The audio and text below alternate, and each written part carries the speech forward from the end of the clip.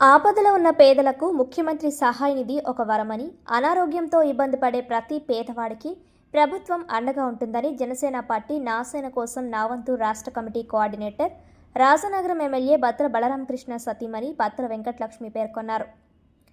కోరుకొండ మండలం బూరుగుపూడి గ్రామానికి చెందిన తోలేటి జయ అనే లబ్ధిదారునికి ప్రభుత్వం నుండి మంజూరైన 1,02,619 రూపాయలు విలువ చేసే సీఎంఆర్ఎఫ్ చెక్కును వెంకటలక్ష్మి స్వయంగా అందజేశారు.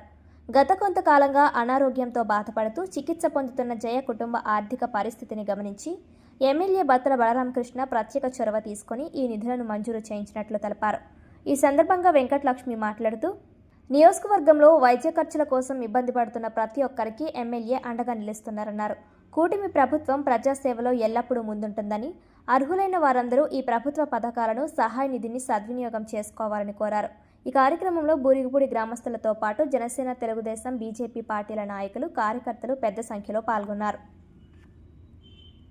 రాజనగరం నియోజకవర్గం కోరుకొండ మండలం బూరుగుపూడి గ్రామంలో తోలేటి జై గారు అనారోగ్య పరిస్థితిలో సీఎం రిలీఫ్ ఫండ్ చెక్ అయితే వాళ్ళు అప్లికేషన్ పెట్టుకోవడం జరిగింది.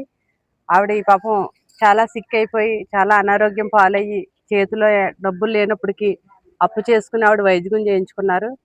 ఆ విషయం మాకు బూరుగుపూడి కూటమి నాయకుల ద్వారా మా దగ్గరికి వచ్చి ఆ పేపర్స్ అవి తీసుకురావడం జరిగింది. ఎమ్మెల్యే గారు సీఎం రిలీఫ్ ఫండ్ చెక్కి ఆవిడకైతే ఆ పేపర్స్ అవి పెట్టడం జరిగింది. ₹1,00,000 పైచీలకు ఆవిడకైతే ఈ ఆర్థిక సాయం సీఎం రిలీఫ్ ఫండ్ నుంచి రావడం జరిగింది. వాళ్ళు మా ఆఫీస్కి వచ్చి తీసుకోవాలంటే ఈ ఎండల రీత్యా అదేవిధంగా దారి ఖర్చులు పెట్టుకుని కష్టంగా మా దగ్గరికి రావడం కంటే మేమే వాళ్ళ ఇంటికి వచ్చి ఆవిడని పరామర్శించి కూటమి నాయకులందరూ కూడా ఆవిడకి చెక్ ఇవ్వడం జరిగింది. ఇప్పుడు ఆవిడ ఆరోగ్యం చాలా బాగుంది, బాగా తిరుగుతున్నారు. వాళ్ళ ఇంటికి వచ్చి ఈ సీఎం రిలీఫ్ ఫండ్ చెక్ ఈ ₹1,00,000 ఆవిడకి అందజేయడం వాళ్ళ కుటుంబ సభ్యులు కూడా చాలా ఆనందంతో, మీ చుట్టూ మేము తిరగకుండా పేపర్స్ కూడా మీరే వచ్చి తీసుకెళ్ళి అదేవిధంగా అదే డబ్బులు మాకు కూడా మా ఇంటికి తీసుకొచ్చి ఇవ్వడం మాకు చాలా సంతోషంగా ఉందనేసి వాళ్ళు చెప్పడం జరిగింది.